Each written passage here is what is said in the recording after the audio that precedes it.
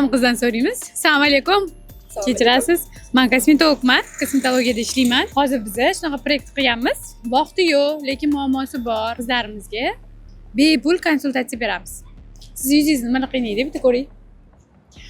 Sizda zakritий komidonlar juda ham ko'p. Bu degani, bu zakritий komidonlar vaqti bilan ugriga aylanib ketishi mumkin. Agar siz buni oldini olmasangiz, siz yuzingizga oddiy домашний уход yozib beraman. Agar siz bu домашний уходlarni 10 kun davomida vaqtida qilsangiz va yaxshi har kuni aytilgandek qilib borsangiz, yuzingizda o'zgarish yaxshi bo'lsa, bizga o'tib etsangiz, yuzingizda o'zgarish zo'r bo'lsa, bitta muolaja bizda tekin bo'ladi. Mayli?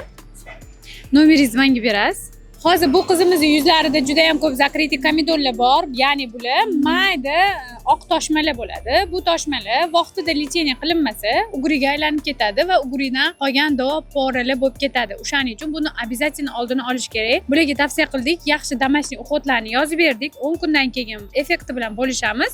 Bularga birinchi o'rinda professional muolajalardan chiska bilan lyoqki pilinglar bemalol qilsa bo'ladi. Yuzlari juda ham chiroyli bo'ladi. Sog' bo'ling.